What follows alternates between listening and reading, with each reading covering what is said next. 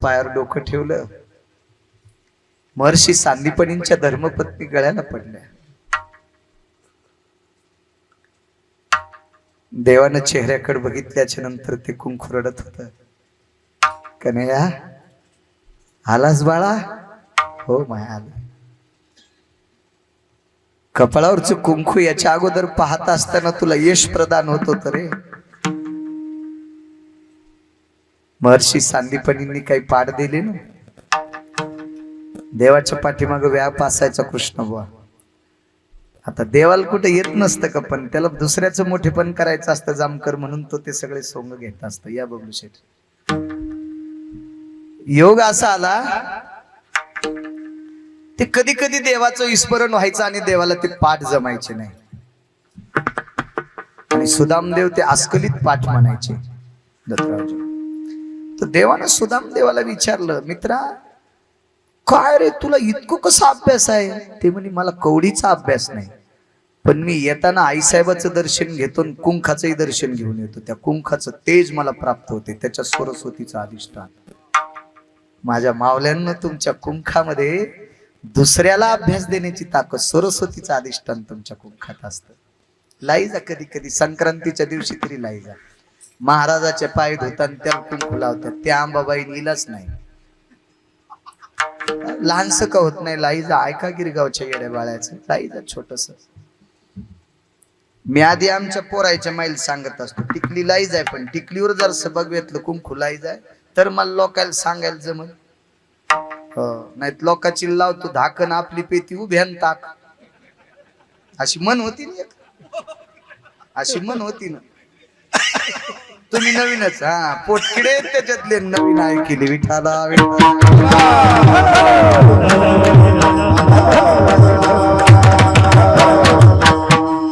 लाई जाय सऱ्या लोक बायल गिरगावचा बाळ्या सांगत तू कधी मध्ये असं बोटबुडी जाईन त्या टिकली का होत नाही. लाई जाय आपल्याला आपण शुद्ध केलं पाहिजे, आधी आपले नीट केले पाहिजे, मग लोकांना सांगायचं असतं. नाही तर लोकांना सांगे ब्रह्मज्ञान आपण कोरडे पाषाण. फार मोठी शक्ती आहे माझ्या माहिती. देवाला सुदाम देवाने विचारलं, कुंखाल बघितल्यावर मित्रा तुम्ही इतके रडे कशा करता? सुदामदेव, ज्या माऊलीच्या कपाळावर कुंकू जात तिचे 14 मान संपत असतात. 14 मान संपत तिचे 14. त्याच्यातले 1-2 सांगतो. मालकाचं प्रेत आंघोळी करता काढलं की त्या कुटुंबातली एक माऊली उठत असते,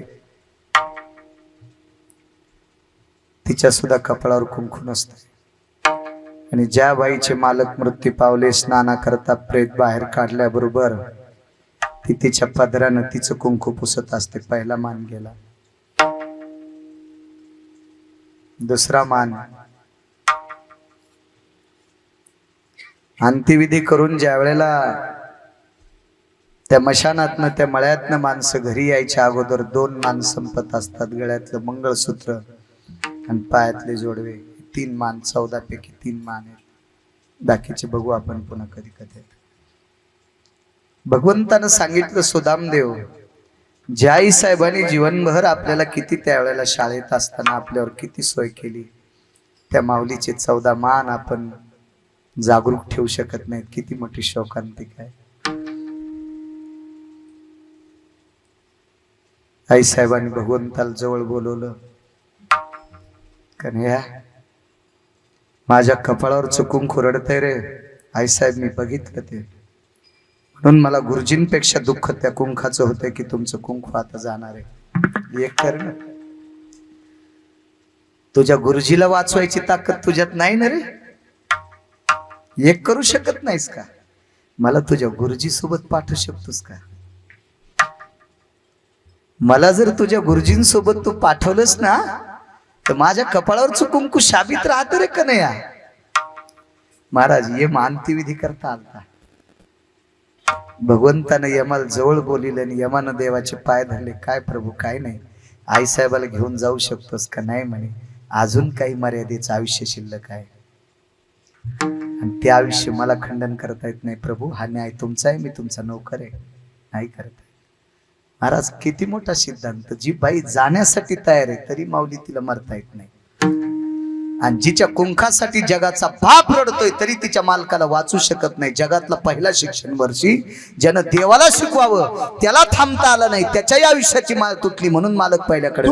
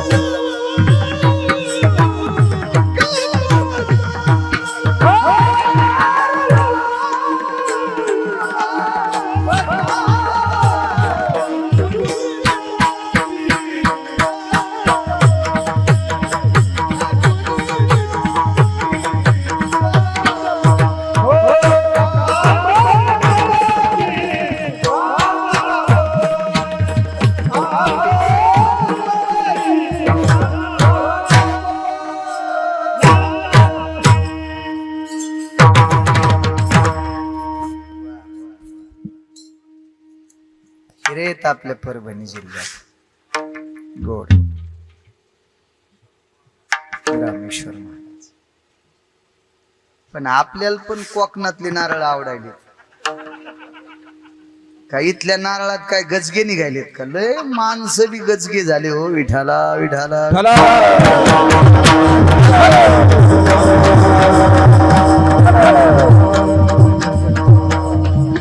इथं फोडतो ते बी नारळ कोकणातूनच आलेत ना. काय ताण घेतात पण वापस चालला कोकणात.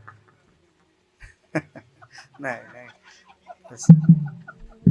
गजगे म्हणायला तसं काय अपभ्रंश करू नका हो. कॅमेरे चालू आहेत कृष्णा बुवा, काही बोलू जाऊ नका. काळ फार विचित्र आलाय, पारदर्शी काळ आहे, जराशी चूक सहन होत नाही. कॅमेरे ते काय गेलं लाईव्ह, गेलं गेलं गेलं ते काय ते राहत का ते? त्याच्यामुळे काय आपल्या लोकांनी काही बोलायचं नसतं आगाऊपणा. चला तुटला आयुष्याचा दोरा. महाराज ज्या दिवशी ही सगळी किती मोठी माणसं असू द्या ना, आपण किती लहान असू द्या, आयुष्याची माळ तुटली रे तुटली की पाठीमाग नुसता पसारा राहतो. येर वाऊगा पसारा. चांगलं घर बांधलंय का माणसानं? वास्तुशांतील मी गेलो, कीर्तन ठेवलं होतं त्यांनी वास्तूचं. विद्वान ब्राह्मण बोलवले, वास्तूची पूजा केली, गृहप्रवेश केला, सगळं काय मस्त. 10-5 पदार्थ जेवायला, पाहुणी रावणी, विष्ट मित्र सजन सखे सोयरे दायरे, शिक्षण क्षेत्रातले, राजकीय क्षेत्रातले, व्यापार क्षेत्रातले, माझा शेतकरी राजा, ही सगळी जण. तरुणांना विनंती करील, रविवारी सुद्धा बापाचा आणि माईचा घाम पाहला शेतात जात जा रे, तर पुढच्या प्रॉपर्ट्या सांभाळायची ताकद तुमच्यात राहील. महाराज जो बापाच्या कपाळाच्या आणि माईच्या कपाळाचा शेतातला घाम जो मुलगा पाहतो का, त्याला बापाची संपत्ती सांभाळायची ताकद येत असते. ज्यानं बापाचा आणि माईचा घाम शेतात नाही पाहिला का, तो 2-2 लाखाचा मोबाईल घेऊन फिरतो उचले विठाला विठाला.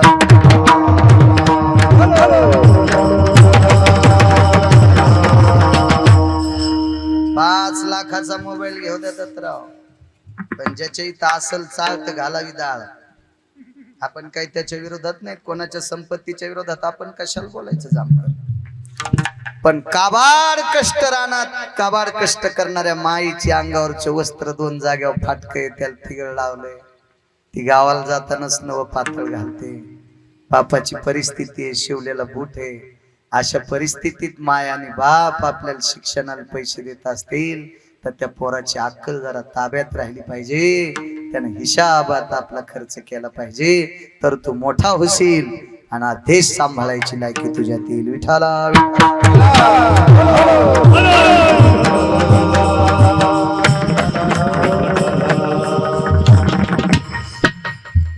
अन्नमान धन हे तो प्रारब्ध अजून. माणूस किती मोठा व्हायचा ते परमेश्वरानं ठरवलेले, पण वागणं चांगलं पाहिजे. आपलं वागणं गोड असलं पाहिजे. प्रत्येक गोष्टीच्या मर्यादा असल्या पाहिजे. त्या मर्यादा सांभाळल्या की भगवंत आपल्याला कुठे अडचण देत नसतो. आम्ही परिक्रमेत आम्हाला 2 दिवस अडचण आली, जरशी आश्रम सापडत नव्हता. आपण काही लिनता लवचिकता मर्यादा आपल्या सांभाळायच्या, देव आपल्याला अडचण देत नाही. एक सामान्य घर दिसलं आम्हाला. आता मोठ्या घरी आपण जावा तर ते आपल्याला घरात राहू देणार नाहीत, आणि थंडी असल्यामुळं खाला जरी कमी असेल बिस्किटाचे पुढे 2-4 होते बॅग मध्ये, लोक द्यायचे आम्हाला रस्त्याने. पण झोपण्यासाठी जागा पाहिजे होती. आणि ते अवतार असा दाढी वाढलेली, ती कमरेला ती उपरण्याची लुंगी, अंगामध्ये बंडी होती, हातात काठी, ती कॅटली कमलंडुलू. एक बाई होती दारातील. म्हणलं माय आम्हाला वसरील पडू देता का? पत्र होते असे दारी. पण शेतकऱ्याचं घर होतं, 2-3 चवाळे टांगलेले होते. आम्हाला माहित होतं आत नाही येऊ दिलं तरी ह्या पत्राला हे चवाळे बांधले की आम्हाला मधात थंडी लागत नाही. म्हणलं माय, ती बाई म्हणली आमच्या घरी कोणी नाही. ते शेतात हिंदी भाषेत होती. ते शेतातून आल्याच्या नंतर मी त्यांना विचारीन मग तुम्हाला थांबू द्यायचं का? हे लोक म्हणले आता अर्धा तास शिल्लक की पुढे चाला. अरे 9 किलोमीटर गाव नाही म्हणलं, अर्ध्या तासात गाव कसं सापडेल? अंधार पडायला आहे. आम्ही तिथंच एका वाट्यावर बसलो. त्या बाईच्या घरचे मालक आले. सात्विक माणूस होता, साधा, एवढे काय असे भारीचे कपडे नव्हते, साध्या घरातला माणूस. प्रणाम केला, तो बोललाच नाही. रमदा मैयेच्या परिक्रमातून तिथे केलेला एक उपाययोजना सांगतो नारदाच्या गादीवर. त्या माणसाच्या पायाला हात लावला आणि सांगितलं बाबाजी आम्हाला एक रात्रभर थांबू द्या. ठीक आहे म्हणे. त्यालाही प्रेम जाग झालं ना, आम्हाला थांबेल. आमच्या संख्या व्यक्तीनं ज्या वेळेला मोबाईल काढला आणि माझे व्हिडिओ दाखवले, त्याला भागवताचे कीर्तनाचे हे सगळे व्हिडिओ दाखवल्याच्या नंतर त्या माणसानं आम्हाला दत्तराव पत्रात नाही थांबू दिलं. त्याच्या थांबायच्या खोलीतला सगळा पसारा बाजूला टाकला आणि आमच्या 8 जणांना त्यानं तिथं थांबिलं. आम्हाला बिस्किटाचे पुढे सुद्धा खाऊ दिले नाही. त्यानं वरण आणि चपाती, तिथल्या जाळावरल्या चपात्या असतात छोट्याल्या, त्या आम्हाला खाऊ घातल्या. महाराज, ही लिंता जर आपल्या मायबापाविषयी ठेवली तर देव आपलं किती कल्याण करेल. विठाला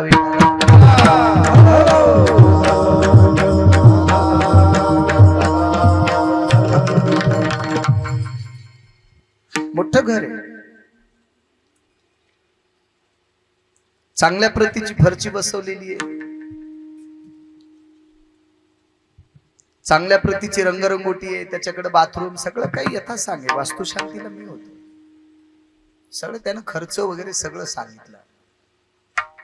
फक्त घराच्या भिंतीला टेकन दिल्याच्या नंतर थोडस दुःखच स्वर येत होता. मी म्हणलं मिस्त्रीचे पैसे दिले नाहीस का? ते म्हणलं महाराज तुम्हाला कसं काय कळाले? भितडच गुदगुल्या करायला.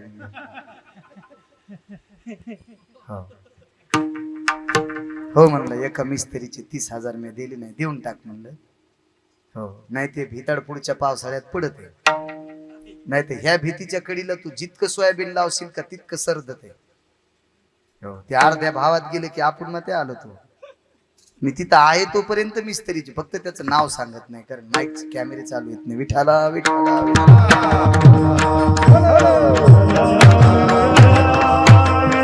सगळं काय सांगितलं. मला काही संध्याकाळी कीर्तन नसल्यामुळे मी बराच वेळ तिथं बसलो, जेवलो सुद्धा. आपल्याकडे पण कृष्ण बोलले नाटक येते, वर्ष श्राद्धाचं खात नाही. पाकिट कसं नेतो मग? पाकिट कस काय नेतो? ते मेलेला माणूस नाही तुझ्या छातीवर वाढणारा उड्या हाणायचा काय? पाकिट आगाव कोणाची नव्हता. ठीक आहे, उपवास आहे किंवा कोणाचं आमंत्रण घेतलेले, हा भाग सोडून द्या. आज तर उदक शांती विधी, आज काय तिरवी नाही काय नाही, उदक शांती विधी. आजचा जो धूप असतो का, 13व्याच्या दिवशी जे आपण ज्याला आगारी भरायचं म्हणतो, अग्नी त्याच्यावर तूप वगैरे टाकतो ना बुवा, तर हे तुळशीपर्यंत नेत नसतात. पण आजच्या दिवसाची आगारी ही तुळशीपाशी ठेवायला हरकत नाही, कारण याला उदक शांती विधी म्हणतात. सगळ्या गोष्टी संपलेल्या असतात. मग ही किती मोठी नाटकं, काय सोंग येतो, मी कपात चहा पित नाही, बुटात पितो का? काही काही माणसं म्हणतात महाराज ते काही म्हणार आपण का नाही, कसं आहे मी का नाही ह्या गोड जेवणाचं याचं खातच नाही. अरे धाबे बंद पडे तो उधाऱ्या नाही दिल्यामुळं. इतका हरामखोर आहेस तू, त्या धाब्यावाल्याची धाबे बंद पडली तू या उधारीमुळं, आणि तू या गोड जेवणाचं खात नाही. काय माणसं आहेत महाराज. मला वाटतंय यायला समुद्रात टाकलं त्या भाडव्याला माशा खाणार नाही, इतके हरामखोर. या आम्हाला शास्त्र शिकवते महाराज आपण गोड जेवणाचं खातच नाही. तू काहीच खाच्या लायकीचं नाही, तो चट खाल्लं सुंबळ्या विठाला.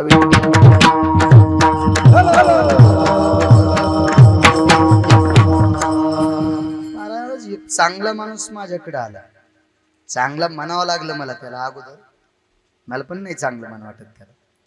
आमच्याकडे आल्याच्या नंतर दत्तराव काय झालं, त्यानं सांगितलं मी काही असं बाहेरचं पाण्यात टाकलेलं खात नाही. फार काही झालं तर दुधात पाणी टाकलेलं होतं. आपल्या बायकाला सवयीचे, आलं दूध की धारोनी टाकायचं मग तापवायचं, बिना पाण्याचं दूध तापीत नाही, गाईची काच जळत असते असं जुन्या बायका म्हणतात. याला काय शास्त्र आहे का काय मला काय माहित नाही, पण आजी पणजी म्हणत होती, आता तेच पुढे बायको बी म्हणायची. जाऊ दे म्हणलं, आपली आजी म्हणत होती आता ही म्हणती. आजीला काय म्हणलं नाही, बायकोच्या कशाला विरोधात जायचं होय बोलू शकतो. ती पण गिलासभर पाणी टाकी ती गिरगायची तू ते आरी घरी आले म्हणले पाणी टाकलेलं असेल. तर मी म्हणलं बाबा हे सकाळपासून जळायलं, आता याच्यात पाणी नाही, ते गंध लावायच्या लायकीचं झालंय. नाही म्हणले पण पाणी तुमचं टाकलंच होतं ना. हो पण मी वारकरी, मी कशाला म्हणू त्याला मी वारकरी, त्याला कळत नाही का मी वारकरी आहे का कोण पाकिस्तानी आहे. महाराज ते नाही आमच्या इथे जेवला, ते म्हणलं पण आमच्या इथून तसं जाऊच नका. मग म्हणले आईस्क्रीम आणा. कीर्तनाच्या गादीहून बोललो, गळ्यात शपथ, सकाळच्या मरण बाळ्या खोटं बोलत असेल. सगळेजण मातीला या,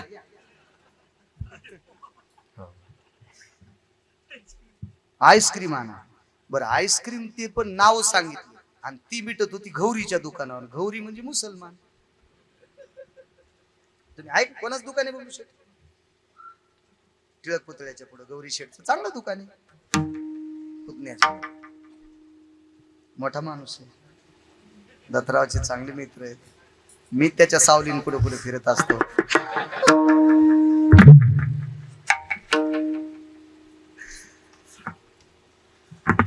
आणले आईस्क्रीम. महाराज 3 आईस्क्रीम खाल्ले दत्तभाऊ. महाराज इतक्या क्वालिटीच्या आईस्क्रीमचं दुकान तुमच्या गावात? मी म्हणलं गौरी शेठचे. ते कोण आहेत? म्हणलं मुस्लिम आहेत. एक शब्द बोलले नाही, उपरनं झटकिलं, महाराज गाडीत बसले. आईस्क्रीमला पाणी नसेल का दत्तभाऊ? माऊली पाणी नसतं आईस्क्रीमला. महाराज आमच्या क्षेत्रातल्या लोकांनी जर असे नाटकं करायचे तर हे लोक कशी सुधरतील? काय घ्यायचं कृष्ण भाऊ आपल्याकडून? लोकांनी काय घ्यायचं जमतं? काय घ्यायचं आपल्याकडून? आपण जर अशी नाटकं करत असो, नाकानं वांगे आपण सोलत असो, तर काय घ्यायचं यांनी? तुकोबारायांनी एक श्राद्धाचं कीर्तन केलं. मोठ्यांचं वाक्य सांगतो माधव महाराज मगरांचं. श्राद्धाचं कीर्तन केलं, पण ज्याचं कीर्तन केलं तो वारकरी होता. तुकोबारायांनी श्रद्धाचं कीर्तन केलं, पंक्तीत जीवन बसले. आपण तुकोबारायाच्या बुटाला चिटकलेल्या एका मातीच्या कणाची बरोबरी करू शकत नाही. आपण कशाला नाटकं करायचे? विठाला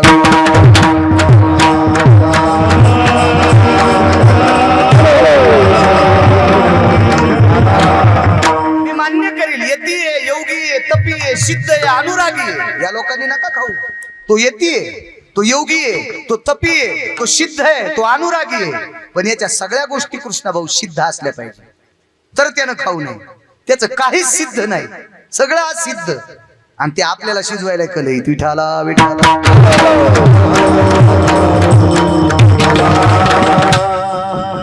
घर होत. बराच वेळ बसलो होता आम्ही, जेवण वगैरे झालं. त्यानं सांगितलं महाराज मी अगोदर माझ्या 100-200 मित्रांची घरं पाहिली. क्लासोन अधिकारी त्याचे मित्र.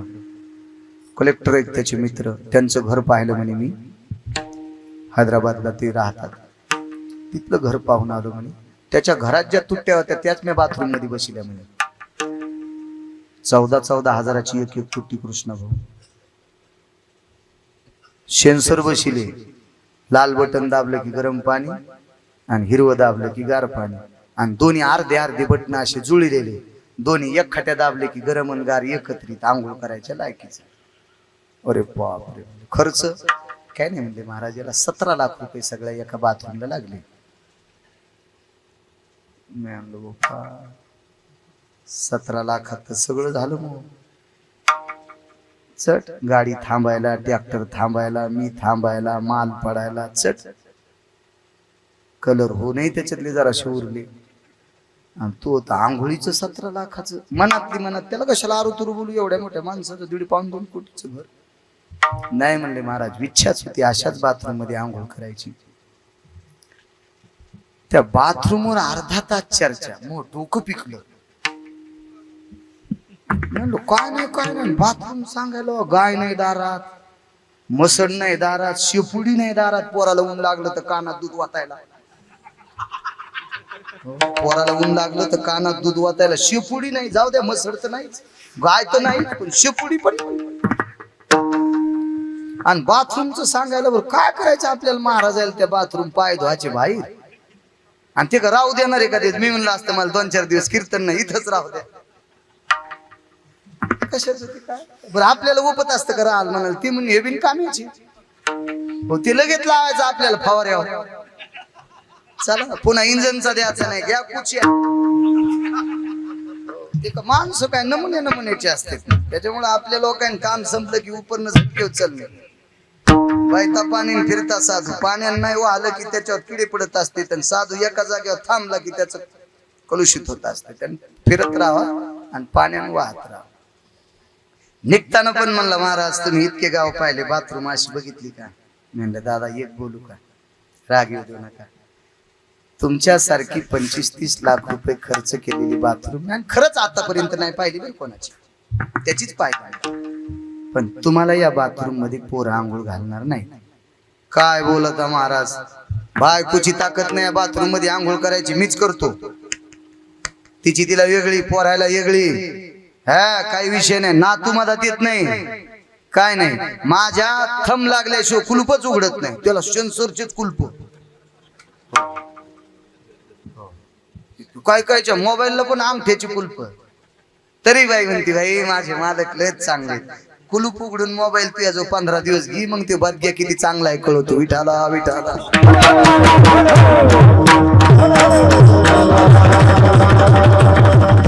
त्या नालायकाच्या मोबाईल मध्ये किती गर्द आहे, फक्त कुलूप उघडून तुझ्या जो मोबाईल ठेवी, मग कळतो तो किती नालायक आहे म्हणून. तरी म्हणते भाई आमच्या मालकाचा स्वभाव. हो पाईपलाईन कुंडेले इकले तरी मालकाचा स्वभाव खास. काय येड्या मावल्या माहिती हिशाबात राहा. आपला थंब लागल्याशिवाय बाथरूमचा दरवाजाच उघडत नाही. म्हणलं दादा तरी सांगू का, तरी तुमची पोरं आंघोळ घालणारच नाही. काय बोलता महाराज, एवढं मोठं पाकिट दिलं रे तुम्हाला, जाता जाता मला नाराज करायला. म्हणलं वापस घे. प्रचंड तुरी होणार आहे आता, हळद मस्त होणार आहे, भाव बी बरा आहे. जाऊ दे, एक घर रक्षण 10 घर भिक्षा. एका घरी एक बाई म्हणली आम्हाला सुतक आहे, चालला दुसऱ्या घरी. सगळ्याच्याच घरी माणसं थोडीच मिले सुतक पडायला, दुसऱ्या घरी बाळू. हे राहू दे तू तुला. नाही बाबा मी काय तसं नाही, थुकल्याला पुन्हा घेत नाही. बाप्पा काय नमरी म्हणलं बाप्पा, का मला काय थुकलेलं चाटायचा नादत नाही. मी कशाला एकदा दिलेलं वापस घेऊ तुमच्यासारख्या महाराजाला. आणि म्हणलं बोलून तर आम्हाला बिलबिल केलंच नाही, पण तुम्ही म्हणले पोरं आंघोळ. अहो मी म्हणलं ऐका ना दादा, तुम्ही गेल्या आंघोळ इथे पाठ आता टाकायलेत कृष्ण भाऊ. माया लहानपणी आऊत खोडं टाकीत होते फानसालेले. काय दत्तराव काय होतं, आऊत खोडं टाकीत ना आपल्या लहानपणी, त्याच्यावर आंघोळ घाली. पाठ काढ्या असून म्हणायची बाई नका दादाला पाठाव. मग बाबे ह्या पाठाव जीव होती, आणि दादाला ह्या पाठाव कसं. आता लाजा वाटायलेत म्हणून पाठाव आंघोळ घालायला. नाहीत माझ्या लहानपणी आऊत खोडच होते, पाठ नव्हती बी नव्हती मोठी, भानगड किती होती. फानसालेले आऊत खोड जे कशाला कामी येत माहितीत का, बौल घालायला. अशी लाईट बावल्याला 4 मादात मातुड आणि मग ती करायची आणि ती बहुलं. आता बहुले नाही, ते लय जणायला भावलंय त्याच्यामुळे बहुलं नाही. लय जणायला भावलंय ते या ते का साधं भावलंय का? देव बाप्पा सगळं भवत, त्याचं नाव भावलं. आता हे असे बहुले निघले स्टेजचे. ते म्हणे महाराज काय बोलता, मला इथं कस काय घालते? मी म्हणलं आतापर्यंत मी लय मोठ्या श्रीमंताची आंघोळी बाहेरच बाथरूम मध्ये घातली का कोणी? नाही महाराज, 30 लाखाची बाथरूम येर वावगा. सर एक सोपा मुद्दा सांगतो, वेळ संपलाय, माणसं जेवायचे. जिवंत तोपर्यंत माऊली घरातली लोक लय प्रेम करते सगळ्यावर. एक सोपा मुद्दा ऐका गिरगावकरांचं वाक्य. जिवंतपणी घरातल्या लोकांनी लावलेल्या साबणा सगळी लोक लावतात. आता काय झाले बोललो नितीन, प्रत्येकाच्या फेवरेट साबण आहे, ज्याच्या त्याच्या तो भाग सोडून द्या. पण तुमच्या माझ्यासारख्या सर्वसामान्याला घरात एकाच प्रकारची साबण असतात. आमची तर एकच साबण, त्या 15 आणू 20 आणू डझन भर आणू 100 आणू एकदीची थैली आणू 12 महिने काम नाही, पण एकच साबण. पण मी लावलेली साबण घरातले लोक सगळे लावते. तुम्हाला राग येईल माझ्यावर घेतो, पण समजून घ्या मी तुमचं इचकायलो सांगायलो माझ्यावर, पण तुमचं इचकायलो हे समजून घ्या. मी डोक्याला लावलेली अंगाला लावलेली साबण जामकर सगळी जण आमच्या घरातली, माझी आई, माझी मंडळी, माझी मुलगी, माझा मुलगा, हे सगळे जण लावतात. एक सांगू का वाक्य जरसं खाली होऊन, ज्या दिवशी मला शेवटची साबण लावतात त्या दिवशी ती साबण माझ्या पदरात देऊन टाकतात. पुन्हा घरातली लोक कोणीच लावणार नाही. आतापर्यंत हे पाहिलं का नाही तुम्ही प्रत्येकाच्या जीवनात? मग जिवंतपणी माझ्या डोक्याला लावलेली साबण घरातली सगळी लोक लावतात. मी गेल्याच्या नंतर माझ्या अंगाला लावलेली साबण बाकीची लावत नाहीत. त्या 1-2 तासातच अंगाला किडे पडले का माझ्या? इतकी त्याची दुर्गंधी सुटली का? मी का 10 दिवसाचा आधी मेलेलो होतो का? नाही. पण काय सिद्धांत आहे बघा महाराज, साबण निर्जीव आहे. काय तिच्यात केमिकल असेल शरीर शुद्ध करायचं? फार काय झाली तर मड्याला लावली तर जरशी घासून काढ, तुटी खाली धरण जरशी उघडून काढ. आता मधात बी मड घुसलंय का? पण ती साबण सुद्धा त्याच्यासाठी पसारा ठरू शकते. येर वावगा पसारा विढोबा.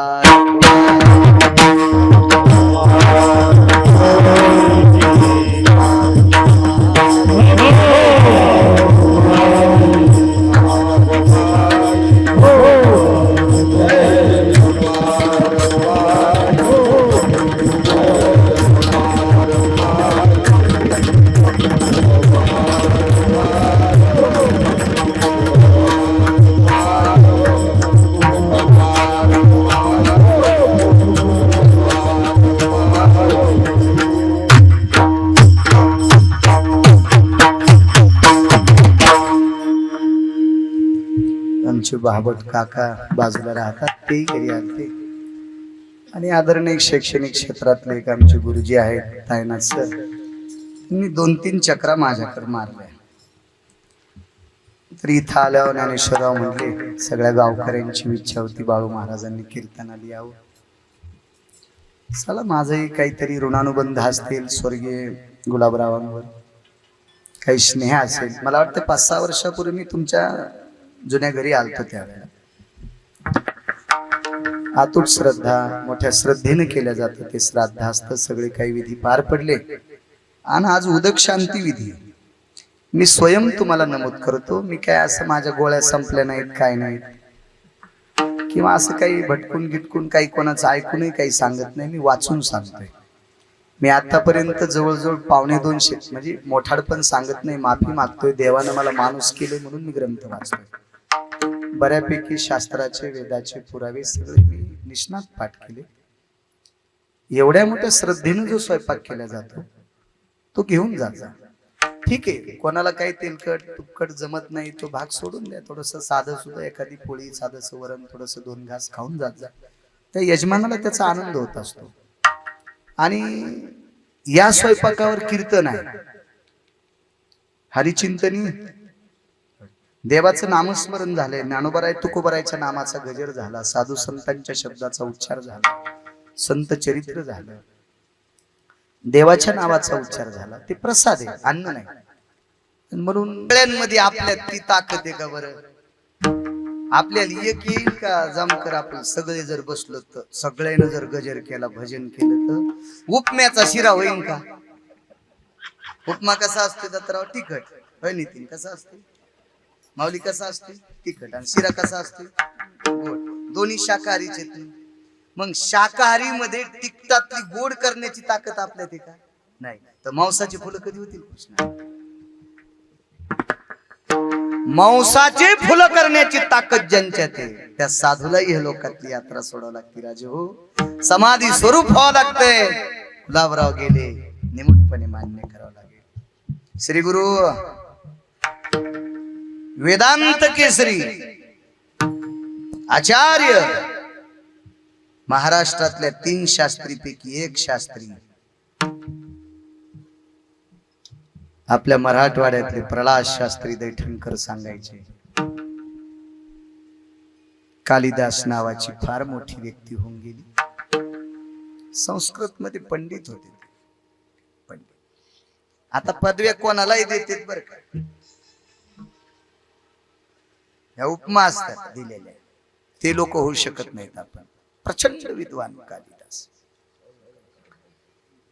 महाकालीचे उपासक होते. जगदंबेचे मंदिर जवळच आई साहेबाचं. सुंदर लाईट लावले.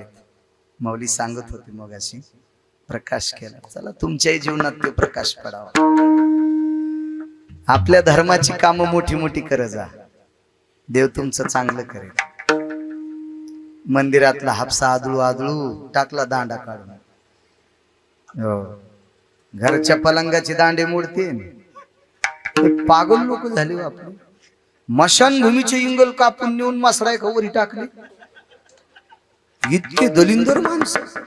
आणि हे लोक धर्माच्या गप्पा सांगते. किती हानीने यायला इतकी जागा ठवाचा नाही, इंच भर सुद्धा यायची, लाल करायची. विठाला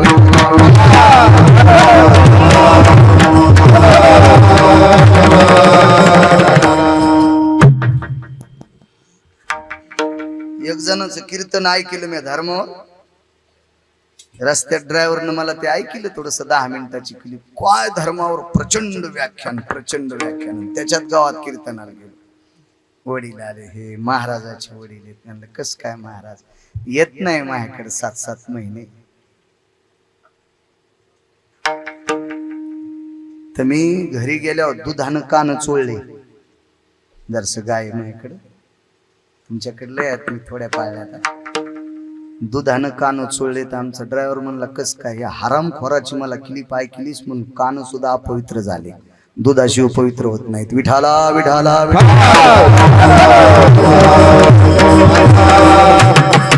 7-7 महिने जो भडवा बापाला बोलत नाही त्यानं धर्मावर बोलावं. लाज वाटायला पाहिजे, लाज. विठाला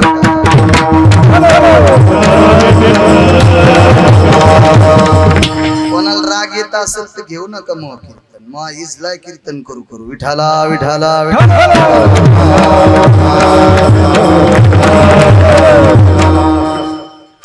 लय फिरलो मी. आता डोक्याला केस कमी, इतके गाव पाहिले झाला. आता एकच बायको येत राव मला,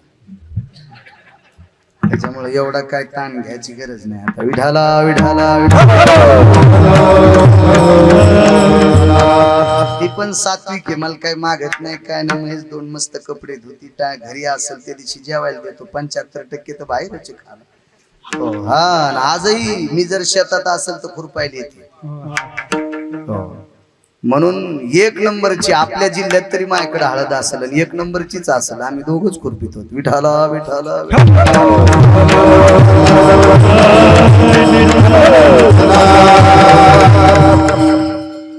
चला, त्याच्यामुळे काय ताण नाही एवढा. येतो काय काय महाराज लोईस रोगील बोलतो, ऐकू नकोस. ते जितके पाहुणे तितक्याला सांगायचं कीर्तन घेऊ नको. काय करशील दुसरं? मग सांगता येईल, सांग. हे तुला कोणाचे घ्यायचे, काय करायचं मला त्याच्यावर. योग असा आला. कालिदास होते, जगदंबेचे उपासक होते. छान वाटलं तुमचं संस्थान. शिवारातच आहे ना आपलं संस्थान? शिवारात. वा महाराज, आपल्या तीर्थाची, आपल्या मंदिराची जोपासना आपण करायची असते.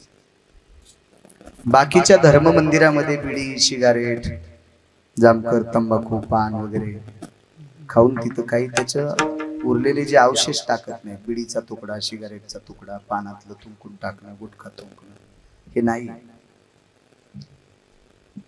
मी परिक्रमा करत असताना एका मंदिरावर ज्या वेळेला गेलो त्या मंदिराच्या समोर जेवढे जेवढे मला बोलणारे आध्यात्मिक होते ते बोलताना त्याच्या तोंडातले गुटख्याचे थेंब माझ्या शर्टावर येत होते. ही आपल्या धर्मातली धर्मप्रचारक मंडळी करत असणारी ना आपण त्यांच्याकडे बघतो ही आपली शोकांतिका आहे. चूक आहे. यानं धर्म उंच जात नाही. आपला धर्म उंच नेण्यासाठी आपली जीभ पवित्र लागेल, आपलं मुख पवित्र लागेल. आणि जीभ जर पवित्र असेल कृष्णाबुवा तर त्यानं गोड नाव घेता येते. देवाचं नाव किती गोड आहे जामकर, किती गोड, किती किती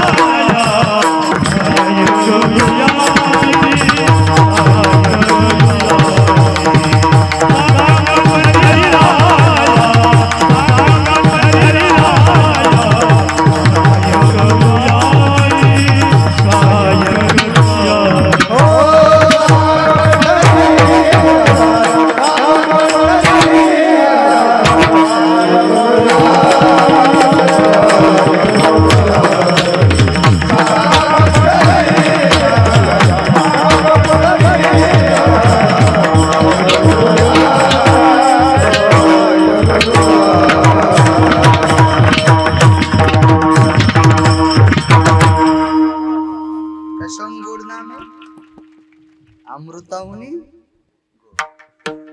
त्या नामाचा प्रताप किती मोठा आहे. नाम चांगले चांगले माझे कंठी राहो भले, कपिकुळ उद्धरिले मुक्त केले राक्षस. हा नामाचा प्रताप.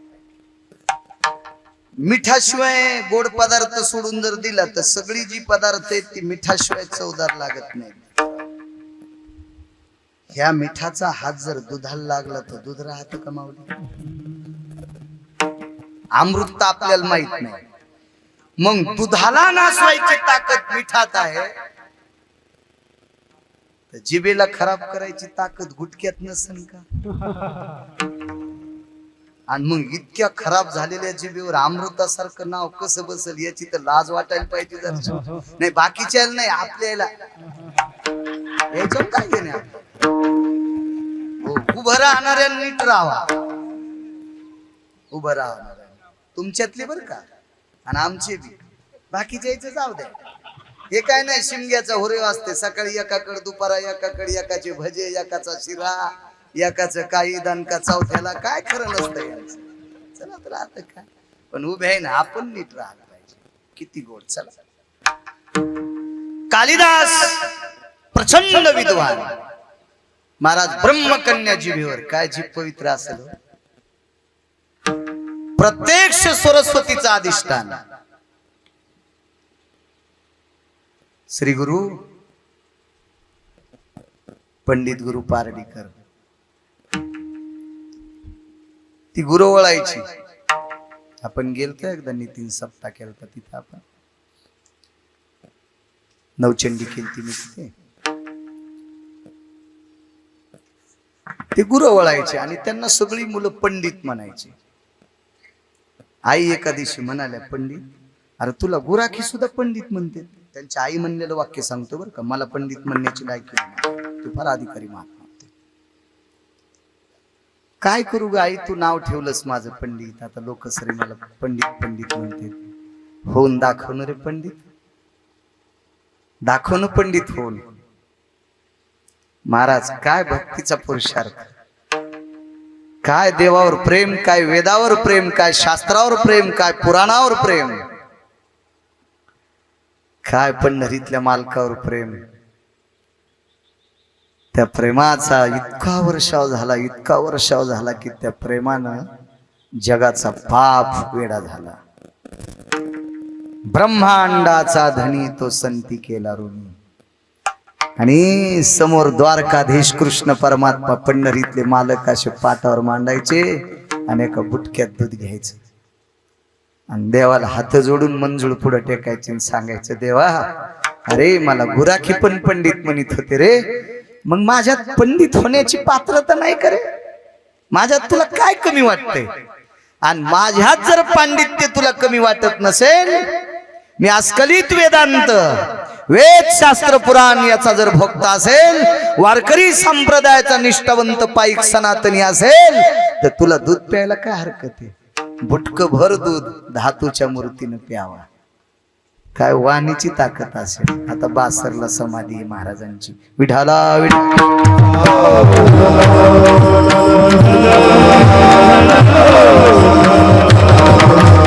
सांगायचा मुद्दा, धातूची मूर्ती ज्यांच्या हातानं चेतन न होता दूध प्यावी. काय पुरुषार्थ पंडित गुरूंचा. त्यांनाही ह्या लोकातली यात्रा सोडावं लागली. तुटला आयुष्याचा डोळा. कालिदासांचं सांगत महाराज, वाणीचा पुरुषार्थ असतो. आणि साधूची वाणी प्रगल्भ होण्यासाठी साधून काही नियम सांभाळायचे असते. ते नियम सांभाळले की साधूच्या वाणीत वाचा सिद्धी पावाल, आज्ञापक व्हाल. परवाला एके दिवशी कीर्तनाला गेलो, एक जण भेटला आणि ते म्हणला, याय ना डोक्यावर हात ठेवला की ते निवडूनच येते. तर मी म्हणलो, मला तर काही व्हायचं नाही, हे दिले देवान भरपूर, पण मला काय आमदार जिल्हा परिषद काय नाही, तुमच्यासारखे व्हावा, आम्ही तुम्हाला खुर्चीत बघावा आणि तुम्ही धर्माचं काम करावं, यापेक्षा आम्हाला काय मागायचं तुम्हाला दुसरं. धर्म जिवंत ठेवा ही इच्छा आमची. मला का काही कोण्या पदावर जायचं नाही, पण मग एकच काम कर म्हणलं, माझ्या संग 7-8 जण बिन लग्न आहेत, त्याच्या डोक्यावर हात ठेवा आणि त्याला पोरी भेटू द्या. तर जेव सांगत होता ते म्हणलं, मीच त्याची सेवा करतो, मलाच कोणी पोरगी देईन. काय सांगायला म्हणलं, बॉम्बले विठाला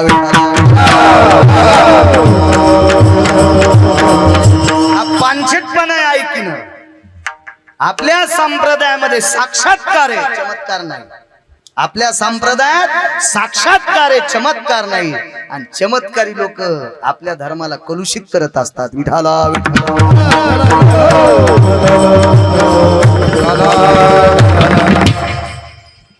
योग असा आला, महाकालीचे उपासक, जगदंबेचे उपासक कालिदास प्रचंड विद्वान. महाराज कालिदासांना जगदंबा बोलायची, महाकाली, महासरस्वती आणि महालक्ष्मी कालिदासांना बोलायची. पण एके दिवशी कालिदासांनी आराधना पूजा मांडली.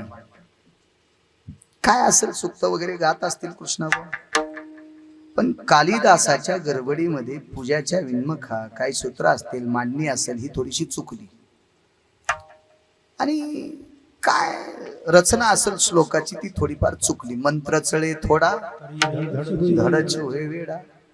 मंत्राचा अवघड, म्हणून बाकीच्या मंत्राच्या जास्त नादी लागत जाऊ नका. ह्या मंत्रात चुकलं तरी काही होत नाही. महाराज वाल्मिकांनी मरा शब्द वापरला.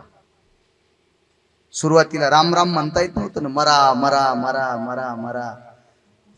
वाल्याचे वाल्मिक, वाल्मिकाचे वाल्मिक ऋषी, आणि वाल्मिक ऋषीचे महर्षी वाल्मिक झाले. केले रामायण, जगाचा बाप ताब्यात राहिला. म्हणून सोप्यात पडत जा, कलियुगी उद्धार हरीच्या नामात ताकद. बाकीचे शास्त्र वाईट आहेत असं नाही, किंवा माझी ती योग्यता नाही, माझी ती पात्रता नाही, पण वेद हा प्रचंड फलोपकारी आहे. पण वेद तुम्हाला शक्य नाही. म्हणून ज्ञानोबराय तुकोबराय आपल्यासाठी अवतार घेऊन आले. अरे तुम्ही सर्वसामान्य माणसं सकाळी खाल्लेली भाजी माऊली आपल्याला संध्याकाळी सांगता येत नाही काय केली. इतके आपण साध्या विचाराची माणसं, आपल्याला वेद काय शक्य असतो दत्तराव. म्हणून सगळ्यात सोपा परमार्थ सांगितला वारकरी संप्रदायात रामकृष्ण आहे. हे जरा जुरा पुस्तक वाचणारे येड्यात काढते. एक जण म्हणला हे कीर्तनकार अहंकारी असते, तू जवळ आलाच नाही सुंबळ्या. त्या तोंडात मुठभर तंबाखू, त्याच्यामुळे तुला चांगले कीर्तनकार दिसत नाहीत. विठाला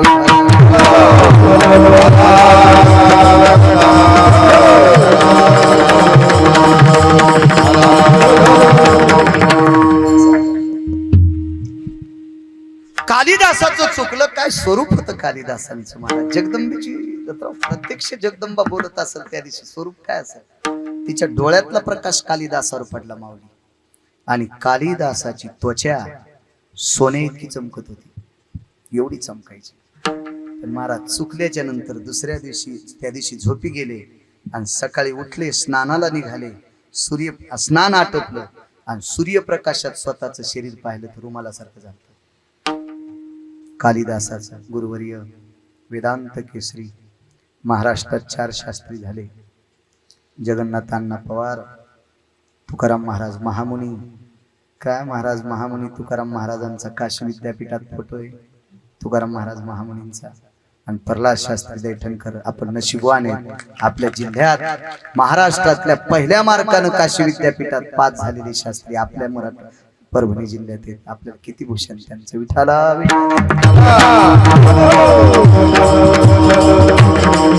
वैकुंठवासी राजकीय क्षेत्रातलं एक रत्न उत्तमरावजी विटेकर भाऊ, त्यांच्या दरवर्षी श्राद्धाला मी जायचो. राजेश दादांनी त्यांचा सत्कार ठेवला होता तिथे. आनंद वाटला मला की दादांना किती गोड कल्पना सुचली की काशी विद्यापीठातून चांगल्या मार्कानं पहिल्या नंबरला पास झालेले प्रल्हाद शास्त्री गुरुवर्यांचा सत्कार ठेवला. कारण तुम्हा राजकीय लोकांना असं सुचलं पाहिजे, अधिकारी लोकांना पुरस्कारित करण्याचं. कारण त्यांना जो सन्मान द्यायचा असतो तो मिळाला की बाकीची सगळी आमच्यासारखी त्यांच्या पावलावर पावलं टाळून चालत असतात. विठाला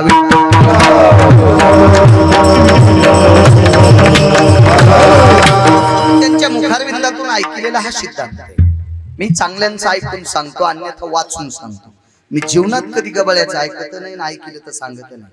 उलटे कान धुतो दुधाने, कामाचे नाही. ह्या फुसक्या फटाकड्या होत्या पहिले लहानपणी, उग लेकर खुश करायचे त्या लवंग्या बारकाल्या होत्या.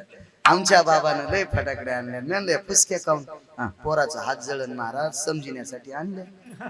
लय वाजणारे आणल्या तर घेईन हात जाळून. बाप हुशारन पोरग लय खुश. विठाला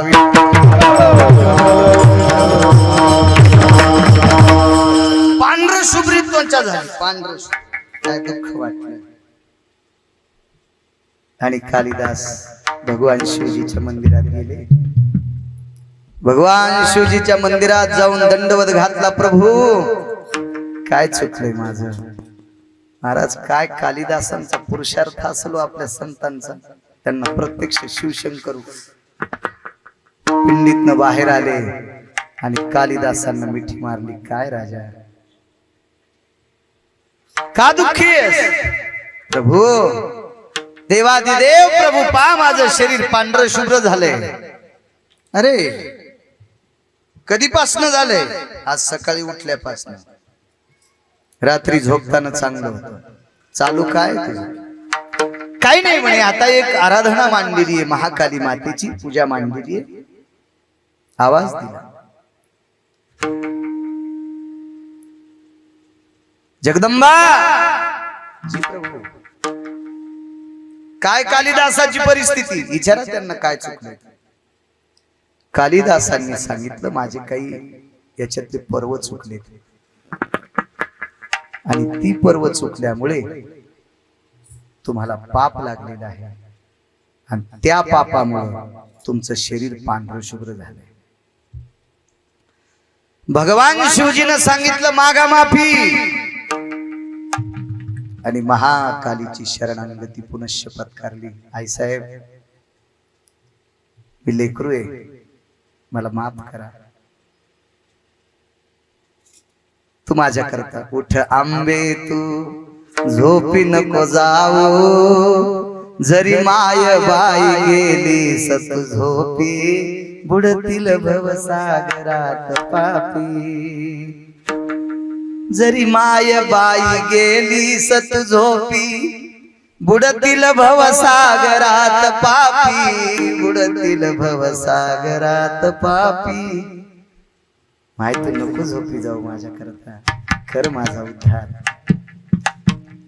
कपाळाचा मळवट काढला आणि कालिदासाच्या अंगावर टाकल्याबरोबर पहिल्यासारखं शरीर प्राप्त होते कालिदासाचं आज संस्कृत मधल्या अस्खलित विद्वानांना कालिदास पुरस्कार दिला जातो आजही कालिदास जिवंत आहेत नावानं कर्तव्यानं निष्ठेनं पण दोन्ही देवता मा जगदंबा प्रत्यक्ष समोर यायची आणि देवादिदेव भगवान विश्वनाथ वारकरी संप्रदायाचे संस्थापक या संप्रदायाची स्थापना शिवजींनी केली या संप्रदायाचे संस्थापक भगवान शिवशंकर आणि जगदंबा माता कालिदासांना प्रत्यक्ष बोलायच्या पण त्या कालिदासांना जामकर नाही थांबता आलं त्यांच्या सुद्धा आयुष्याची माळ तुटली म्हणून मालक म्हणतात तुटला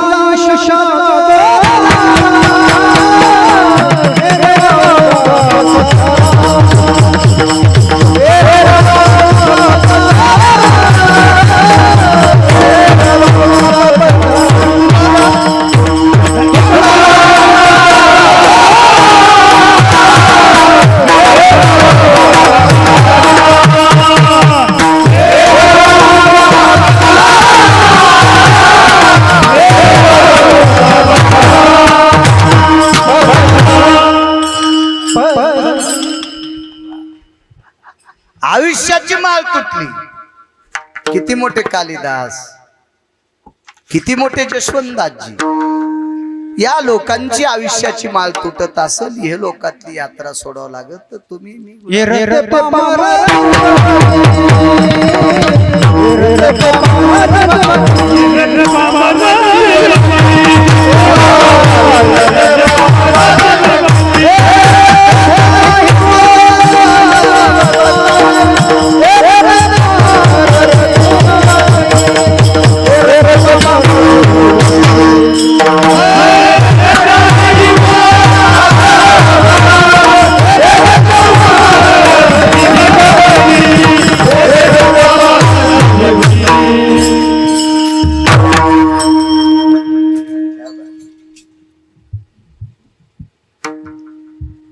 पंढरपुरातला मालक शिकायला एका शाळेत गेले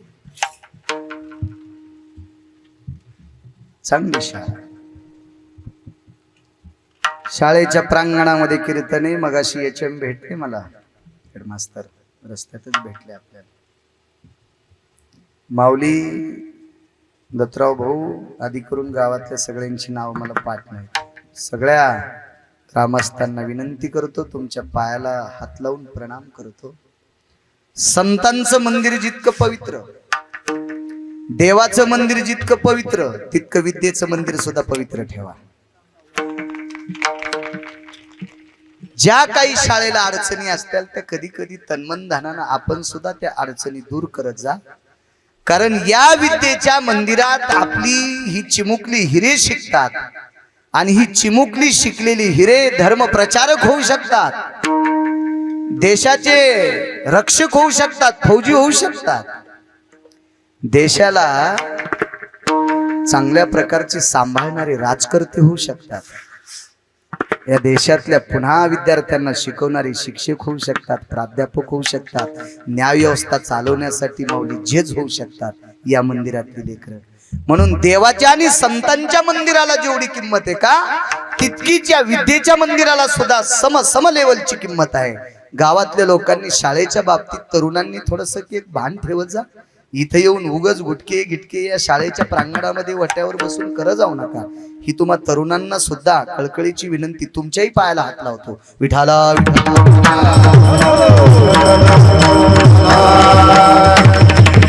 एका शाळेमध्ये ब्रह्मांडाचे मालक शिकायला गेले द्वारकाधीश कृष्ण परमात्मा शिकायला गेले 23 लोक होते त्या 23 लोकांपैकी 2 विद्यार्थ्याचं नाव सांगतो. एका विद्यार्थ्याचं नाव आहे सुदामदेव आणि एका विद्यार्थ्याचं नाव आहे पंढरपुरातला मालक द्वारकाधीश कृष्ण परमात्मा. यांना शिकवणारे गुरुजी होते महर्षी सांदीपनी, जगातला शिक्षण महर्षी.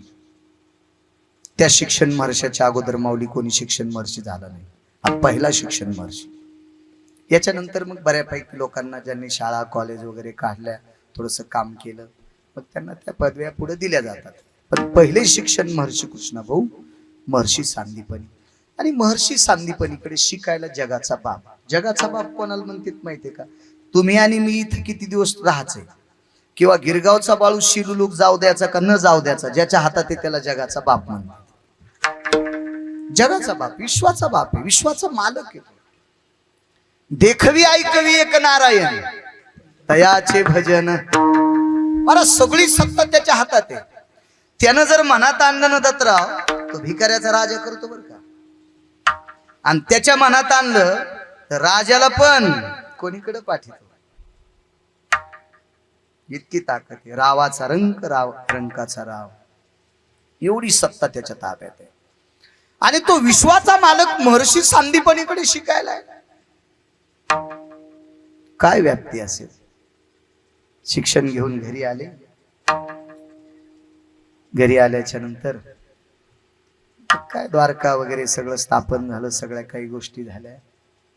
येता येता आपला गुरुबंधू उठून आले. समुद्रात स्नान करण्याकरता गेले ते सांदीपनीचे पुत्र.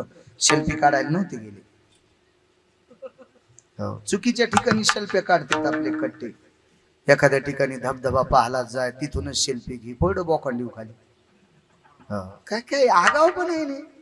मला निसर्गाशी झुंड कशाला करता तुम्ही? काय ती आपली लायकी आहे का, पात्रता आहे का, आपण पक्षी आहे का, योग्यता आहे का आपली? इतक्या चुकीच्या कामं करतो आपण आणि मग आपल्या पदरात अपयश पडत असतं. काही करतो आपण आगावपणा. आताचाच प्रकार सांगायचा होता पण नको, राग येईल जरसा. विठाला विठाला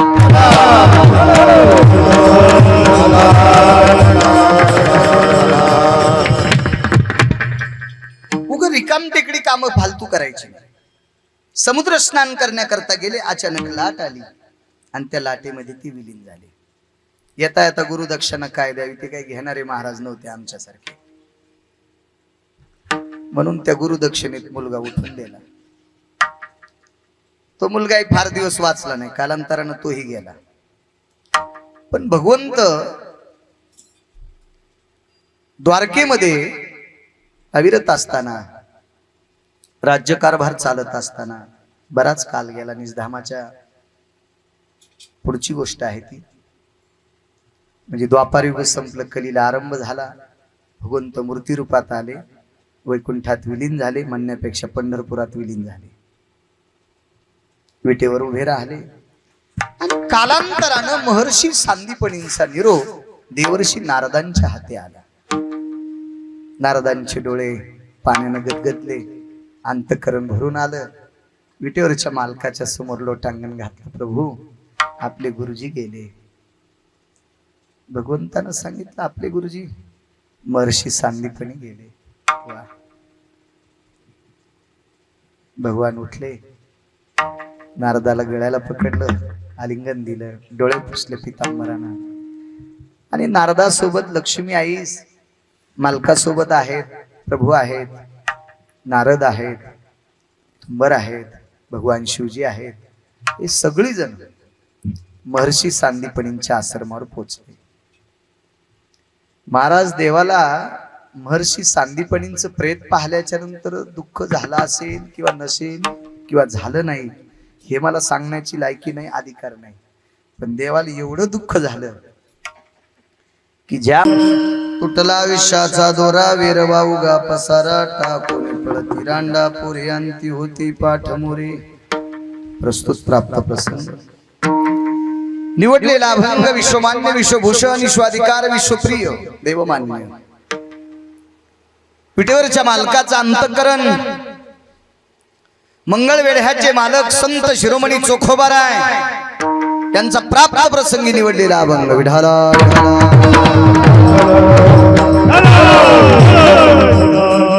प्राप्त प्रसंगी निवडलेल्या अभंगाद्वारे मंगळवेढ्याचे मालक नमूद करतात, ज्या दिवशी आयुष्याची माळ तुटत असते त्या दिवशी सगळं काही निरर्थक असतं, सगळा पसारा ठरतो त्याच्यासाठी. खर तर स्वतःच्या दैनंदिन क्रियेमध्ये उपयोगासाठी यावा त्या अर्थी तो पसारा निर्माण केलेला असतो, प्राप्त केलेला असतो, अर्जित केलेला असतो. शेती असेल, माडी हवेली, घर बंगला, गाड्या घोड्या, सगळं काही स्वतःच्या सुखसोयीसाठी केलेलं असतं. पण ज्या दिवशी आयुष्याची माळ तुटत असते त्या दिवशी ह्या स्वतःच्या सुखसोयीसाठी केलेल्या वस्तू नुसता पसारा ठरते, पसारा. न जाणे महाराजांनी भंगार शब्द वापरला नाही, याच्याकरता वापरला नाही की मागच्यांसाठी तो कामी येतो ना, म्हणून भंगार नाही वापरला, पसारा वापरला. विठाला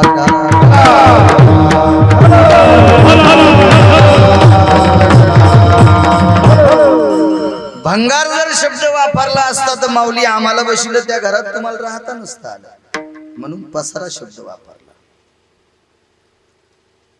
जो गेलाय त्याच्यासाठी सगळा पसारा आहे, काही उपयोगाचं नाही. पण असं कीर्तनात ऐकून उद्विग्न व्हायचं नाही. मरेपर्यंत काही गोष्टी लागतात, याच्याकरता गोष्टी करायच्या असतात. घरही बांधायचं असते, नका त्याजूर अंडा पोरे सुखे बांधा माड्या घरी. घर असावे, अन्न वस्त्र निवारा या महत्वाच्या गरजा आहेत. घर असावा, शेतीवाडी असावा. आपण प्रपंचातली माणसं आहोत. ज्यांनी लग्न केलं नाही त्यांना पण पैसे लागते, दुपारा काय खाते ते. आपण तर संसारिक माणसं आहेत, आपल्याला कोणीतरी लुचणार आहे दत्तराव, याच्याकरता आपल्याकडे पैसे असावे. म्हणतेत आमचे लोक काय पैसे का बांधून न्यायचे का, असं म्हणणाऱ्याच्या गाद्या खाली पैसे गवसत येत. विठाला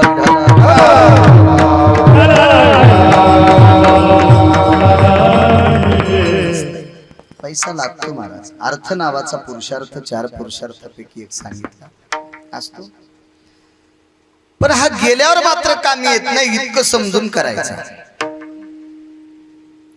तो कमवत असताना थोड्या मर्यादा ठेवणं. जोडून या धन उत्तम व्यवहारे उदास विचारे वेच करी. प्राप्त झालेला अर्थ सुद्धा संप्रदायात धर्माच्या कामाकरता, अन्नदाना करता खर्च व्हावा, अशी मानसिकता ठेवून माणसानं कमवत जावं.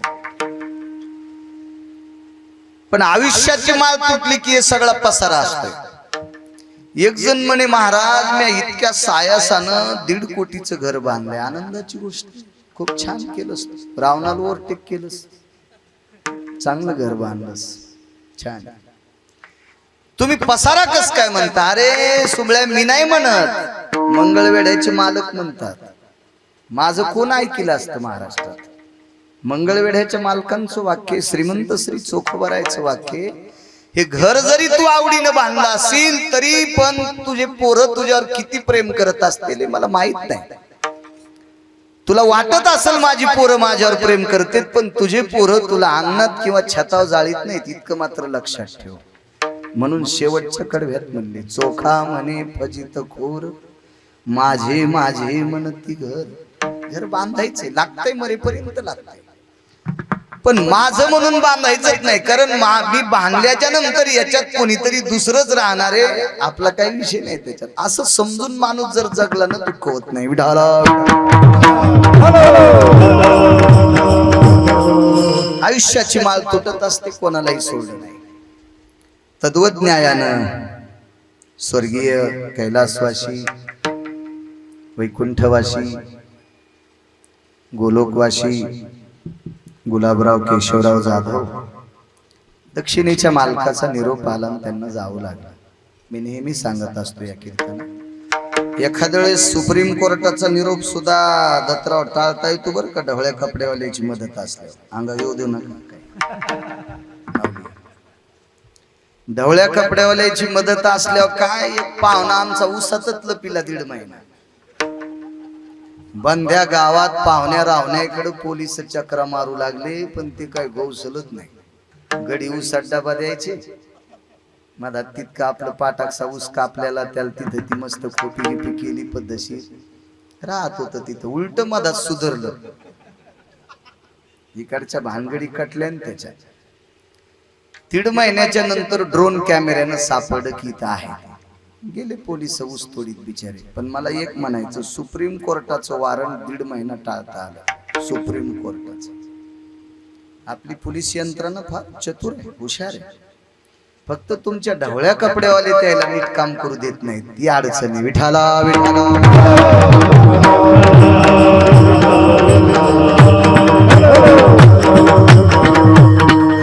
फार यंत्रणा गोड आहे आपल्या पोलीस यंत्रणा. महाराष्ट्राची पोलीस यंत्रणा इतकी चांगली आहे, कधी कधी फिरत असताना या 27.5 वर्षात लक्षात आलं, खूप मदत मिळते त्या लोकांची कृष्णाभाऊ आपल्याला रात्री. पण असं केलं तर का केलं, नाही केलं तर का नाही केलं, त्याच्यामुळे ते बिचारे बेजार आहेत. चला, मला सांगायचंय की सुप्रीम कोर्टाचा निरोप सुद्धा वरच्या लोकांचं जर मदत असेल तर थोडीशी टाळता येते, तो निरोप टाळता येतो. पण दक्षिणेच्या मालकाचा निरोप ढवळ्या कपड्यावाल्याला सुद्धा टाळता येत नाही. विठाला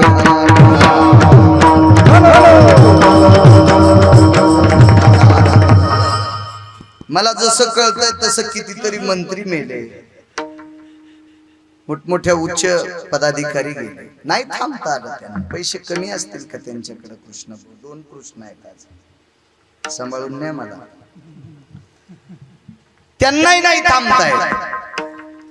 दक्षिणेच्या मालकाचा निरोप, एक जण म्हणला मी गाथा पाठ केला, तुलाही थांबता येत नाही, येडेवाणी करू नकोस. ज्ञानेश्वरी पाठ केली, तुलाही थांबता येत नाही. एक जण म्हणे महाराष्ट्रात लय लोक कीर्तन ऐकत असतील, हे फुकायला येते तू मेले हो, पेटवायला येतील. फार काय झालं तर पेटवायला नाही आले, भेटायला येतील तुया पोरायला. पण तुला थांबवायसाठी, तुझ्या आयुष्याची माळ जोडण्यासाठी एकही येत नाही. एक जण म्हणे आमच्या पाहुण्या रावण्यामध्ये 200 डॉक्टर आहेत, अख्खा जिल्हाच तो डॉक्टर आहे, तरी ते डॉक्टरही तुला वाचू शकत नाही, ते बी एके दिवशी मरणार आहे. वैद्य वाचविती जीवा, तरी कोण ध्यानी देवा. वैद्य हा आजाराचं निदान लावून, डॉक्टर हा औषधोपचार करणारा एक अभ्यासपूर्वक, एक गोडसा वैद्यकीय क्षेत्रातला व्यक्ती असतो. त्याच्याकडनं तुम्ही अशी आशा करत जाऊ नका की यांनी आम्हाला माणसाला वाचवावा. त्या हॉस्पिटलमध्ये माणूस गेला की 2-4 गावगुंड जाणार, त्याची कॅबिन फोडणार. हा नालायकपणा बंद करी जा, नाही तर घरीच देत जा ना काही बी कालून. कशाला नेतात? अशा चुका होतात का नाही माऊली? अशा नाही व्हायला पाहिजे. आपल्याकडे नाही, ती वैद्याकडनं ती अपेक्षा करायची नाही आपण. डॉक्टर, वैद्य म्हणजे डॉक्टर, तो काय आपल्याला वाचू शकत नाही, निदान करेल बिचारा, औषधोपचार करेल. मी 72 दिवसात परिक्रमा केली. जालना हॉस्पिटल मध्ये स्टेरॉइडचे मी टाचेत इंजेक्शन घेतले. आहे ना, वैद्याला वाईट कसं म्हणायचं? पण अमरपणाचं औषध देण्याची ताकद मात्र वैद्याकडनं करू नका. म्हणजे तालुका जरी तुमचा डॉक्टर असेल, बंदे बायका पोरासगळ, तरी तुम्हाला वाचू शकत नाही. एक जण म्हणे माझ्याकडे एवढे पैसे आहेत, एवढे पैसे आहेत. अरे रावणाकडे किती पैसे होते? रावणाचं गाव सोन्याचे. रावणाला 1 लाख पोरं होते, 1.25 लाख नातू होते, बायका 80,000 होत्या. तुला एकच आहे, ती तुला नीट बोलत नाही. त्याला 80,000 होते. एवढ्या मोठ्या गोष्टी असताना सुद्धा त्यालाही जावं लागलं. तुमचा आमचा पैसा आहेच किती? तुमची माझी संपत्ती म्हणजे शेळीचं शेपूट. शेळीची शेपटी किती इति असते? शेळीच्या पाठीवर बसलेली माशी कृष्णभाऊ, तिला हाणता येते का? तिला किती बी हडसाळी शेपूट पाठीवर जाते. शेळीची शेपूट रिकामी बसन, माशी उठन, हालतच राहते. आपली संपत्ती म्हणजे शेळीचं शेपटाळ. उग हुटूक हुटूक हुटूक हुटूक तिथंच आपण करणार. जिथं रावण जातोय तिथं आपली काय कथा, आयुष्याची माळ तुटत असते. तद्वत न्यायानं स्वर्गीय गुलाबरावांना जावं लागलं. त्यांचा आज उदक शांतीचा विधी आहे. आपण ज्याला गंगा पूजन म्हणतो, गोड जेवण म्हणतो, गोड पाटा म्हणतो. उदक शांती विधी शास्त्रानुसार त्याला म्हणतात. त्या उदक शांती प्रित्यर्थ माझ्यासारख्या सर्वसामान्य अल्पज्ञानी गिरगावच्या बाळूला कीर्तन करण्याचा योग येतो. मला नाव विनोदाचार्य टाकलं. विनोदात आचार्यपदी नसती बरं, इथून पुढे लक्षात ठेवत जा. विठाला विठाला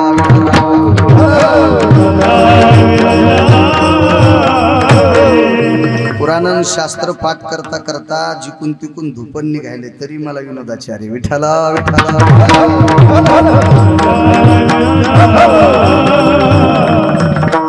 त्यांच्या पश्चात आदरणीय ज्ञानेश्वरजी गुलाबराव जाधव आणि अमोल गुलाबरावजी जाधव, दोन पुत्र आहेत. निष्ठावंत शेतकरी आहेत.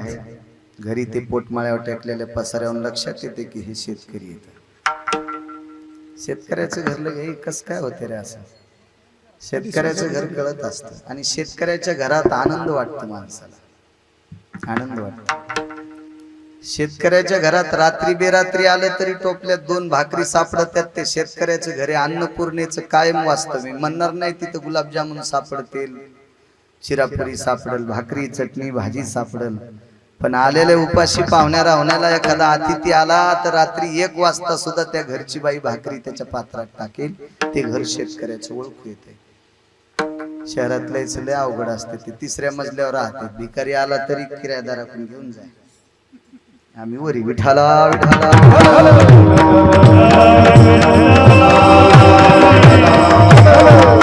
ओळखू येतं शेतकऱ्याचं. माऊली आणि अमोल 2 सुपुत्र आहेत. मला वाटतं 3 मुली. खोडसा परिवार. गुलाबरावांच्या जीवनामध्ये या छोटेखानी गावामध्ये गोडशी राजसत्ता त्यांच्या ताब्यात. त्यांना राजाश्रय होता. दत्तराव ग्रामपंचायतचा सदस्य होण्यासाठी राजाश्रय लागतो बरं का, त्याच्याशिवाय होता येत नाही. कोटीनं पैसे असू द्या. मंत्र्याची ग्रामपंचायत पडती मी लय पाहिलं. त्या मंत्र्यानं उभा केलेला पॅनल असतो ना, विद्यमान मंत्र्यानं त्याच्या गावातला. आता तुम्हाला तर माहितच असते त्याच्यातलं, तरी पण येत नसते. कारण त्यांनी उभ्या केलेल्या लोकांकडे राजाश्रय नसतो. सोसायटीमध्ये, ग्रामपंचायतमध्ये, मार्केट कमिटीमध्ये संचालक पद होतं. बऱ्यापैकी एक अनन्य साधारण स्थितीतला एक त्यांचा थोडासा गोडसा दबदबा होता. शेतीशी नाळ असलेले गुलाबराव. आयुष्याची मर्यादा संपली. विश्वाच्या मालकानी, पंढरीतल्या मालकानी, काशीतल्या मालकानी दिलेलं आयुष्य संपलं. दक्षिणेचा राजा आला, चिठ्ठी समोर टाकली, गुलाबराव निघावं लागतंय. आयुष्याची माळ तुटली. इहलोकातली यात्रा गुलाबरावांना सोडावं लागली आणि जावं लागलं. विठाला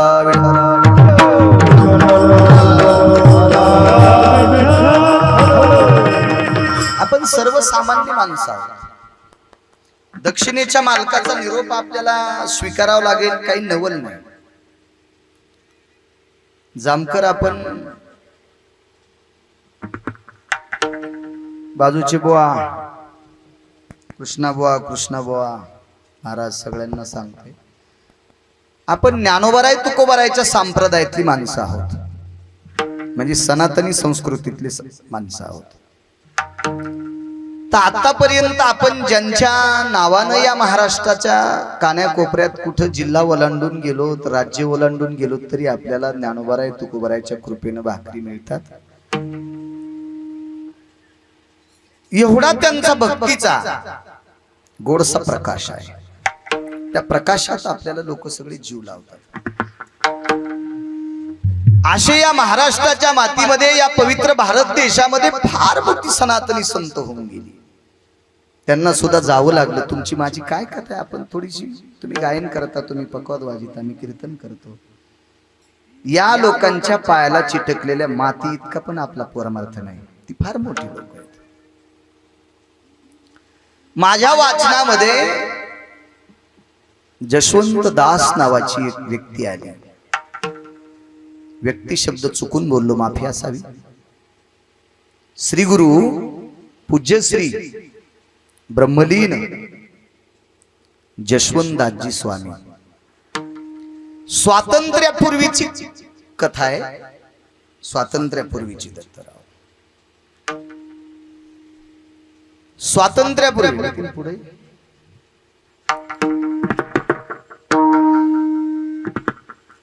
माऊली स्वातंत्र्यपूर्वी जालना नावाच्या शहरामध्ये जशवंतदासजी स्वामी आले. मोठं शहर जालना, सर्वांना ज्ञात आहे. मोठ्या मोठ्या फॅक्टऱ्या वगैरे सगळं. आता पूर्वी जालना सोन्याचा पाळणा म्हणायचे. आजही ती परिस्थिती आहे. मार्केट मोठं आहे जालन्याचं. कृष्णाबुवा जशवंतदास ज्या वेळेला जालन्यात आले त्यावेळेला आता जेवढं गजबजून भरलेलं जालना त्यावेळेला नव्हतं. स्वातंत्र्यपूर्वीचा काळ, तुटला आयुष्याचा दोरा सांगते जाणते. महाराज योगायोगानं चुकून ते मुस्लिम मोहल्ल्यात गेले. जशवंतदास, आपण ज्या धर्मावर गप्पा करतो ना, गप्पा माईकवर हाणल्यानं धर्म उंच जात नाही बरं का.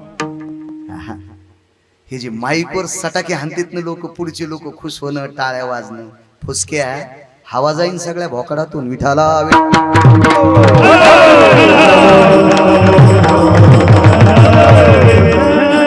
धर्म उंच नेण्यासाठी त्या पात्रतेचं कर्तव्य लागतं.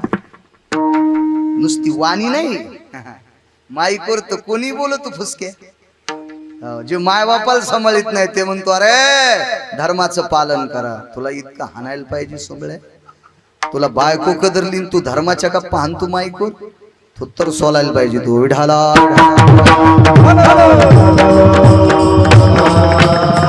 कर्तृत्व शक्तीने समोरच्या माणसाने नमावं, याला म्हणायचं धर्मप्रचारक. याला म्हणायचं धर्मप्रचारक. समोरच्या व्यक्तीनं नमावं. कोणी नमावं ऐका पुढे. जशवंतदासजी अनावधानानं म्हणा, आपण काय योग्याची कथा जाणू शकतो किंवा जाणून बुजून म्हणा, मुस्लिम मोहल्ल्यात गेले. झाड होतं तिथे, एक अस्तित्व होतं झाडाचं. आता ते झाड राहिलेलं नाही. त्या झाडाखाली ती बसली आणि नुकताच एक छोटीशी लहानशी 2-3 माणसं बसतील अशी बारीकशी मस्जिद होती. त्या मस्जिदीमध्ये आजान झाली. त्यावेळेला स्पीकर वगैरे काही नव्हतं. कृष्णाबुवा ती आजान झाली. ते मौलवी तिथून जात असताना त्या झाडाखाली जशवंतदासजी बसलेले होते.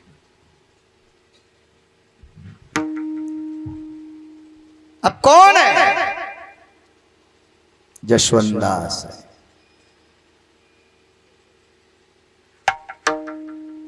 कौन से धर्म के?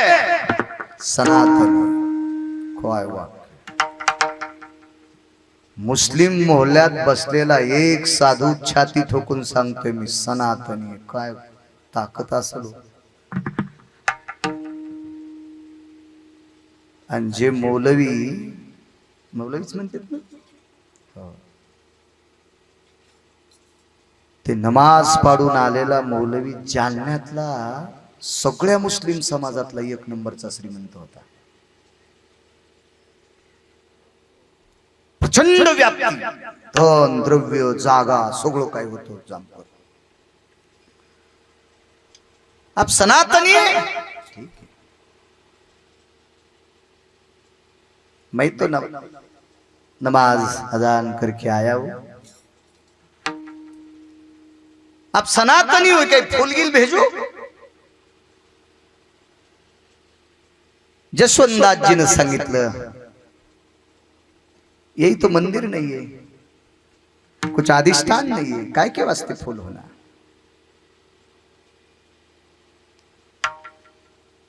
कुछ प्रसाद भेजो आपको खाने के वास्ते. लगे लहानशी घोंगडी होती, आथरून दिली. 5:30चा सुमारे. सूर्य ढळायला काहीतरी वेळ बाकी आहे. अशा वेळेला एक पात्र आलं. त्या पात्रावर पांढरा कपडा झाकलेला आहे आणि जशवंतदासजीच्या पुढे त्या झाडाच्या बुंथ्याला टेकन देऊन घोंगडीवर बसलेले जशवंतदासजी, त्यांच्या समोर ते ठेवलेलं आहे पात्र, जेवणाचं पात्र. सांगितलंय भेज दो, कोई तो सनातनी आयवाला है, भेज दो, प्रसाद भेज दो. प्रसाद आपल्याला कळते म्हणून प्रसाद म्हणतात, त्यांच्यात काय म्हणतात आपल्याला काय माहिती. भेज दो, दिलं पाठवून, जे तयार आहे ते. जशवंतदासजीनं सांगितलं रे काही पूजा पाठ नाही, मंदिर नाही, काय के वास्ता है, उधर को कुछ नहीं होना. वापस गेली व्यक्ती आणि मौलवीला सांगितलं, खाते नाही बोले. ठीक है, क्या भेज दिया बोले. सांगितलं हे पाठवलं.